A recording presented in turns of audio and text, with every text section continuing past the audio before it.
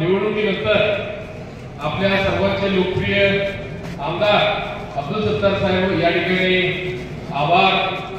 सभेच्या निमित्ताने आपण सर्व त्यांना शुभेच्छा देण्यासाठी आणि मला वाढदिवसासाठी शुभेच्छा देण्यासाठी आलेले सर्व माध्यमातून त्याला स्वतंत्र आपल्या जे काही घटना आहे त्या घटनेमध्ये डॉक्टर बाबासाहेब आंबेडकरांनी केली त्या घटनेचा उपयोग करताना कुठं चुकणार नाही याची दक्षता जरूर घ्यायला पाहिजे।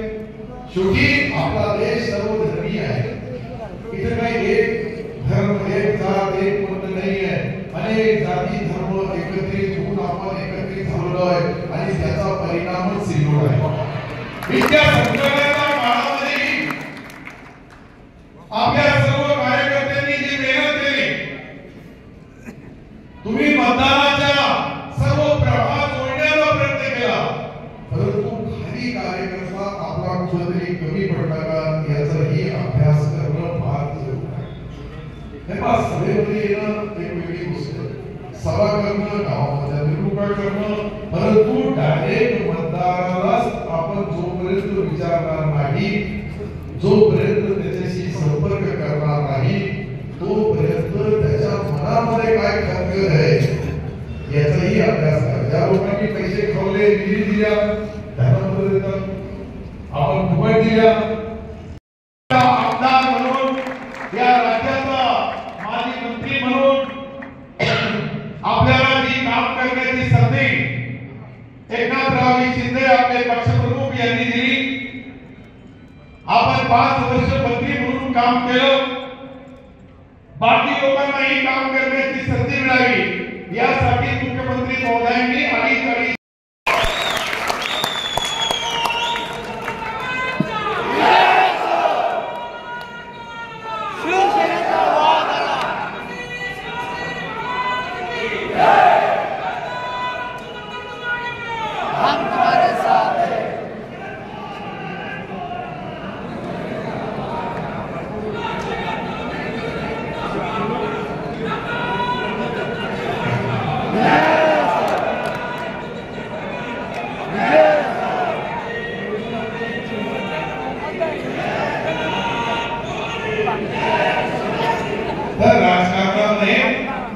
माणूस तोच मोठा असतो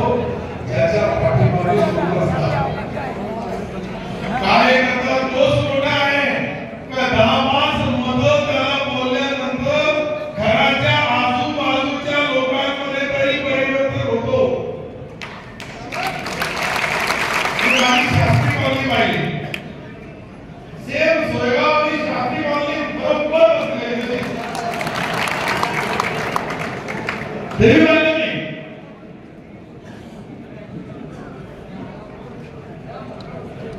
शास्त्री कॉलनीमध्ये जितके कार्यकर्ते होते तितके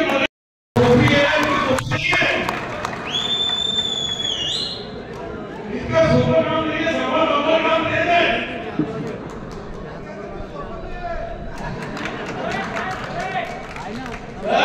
मी जे बोलू लागलो राजकारणामध्ये, राजकारण करताना 5 वर्ष का पाहिजे, राजकारण करताना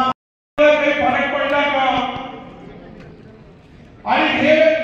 लक्ष यासाठी एकत्रित विधानसभा चालू आहे। इकडे आज समीर भैयाचा जन्मदिवस आहे, मी गेल्या 10 दिवसापासून तुम्हाला भेटलो नव्हतो, ती भेटण्याची मी संधी मी तुमच्या समोर आली। यामुळे पुऱ्या राज्यावर काल एक मेळावा झाला, तुम्ही इकडे शांत बसा, हो ताई बहीण शांत बसा। तर मी जे तुम्हाला बोलू लागलो, एक नाशिकला मेळावा होता, त्या ठिकाणी वेगळी गोष्ट झाली, या ठिकाणी लक्ष यासाठी आहे कारण आपण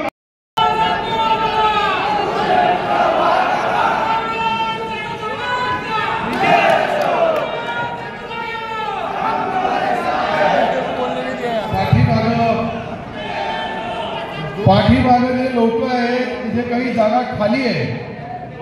तुम्ही तिथे उभे राहिले म्हणून त्याच्या पाठी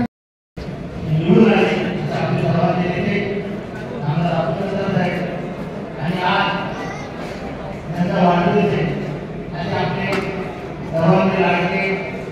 समीर भैया त्यांना सुद्धा वाढदिवसाच्या हार्दिक शुभेच्छा आणि साहेबांच्या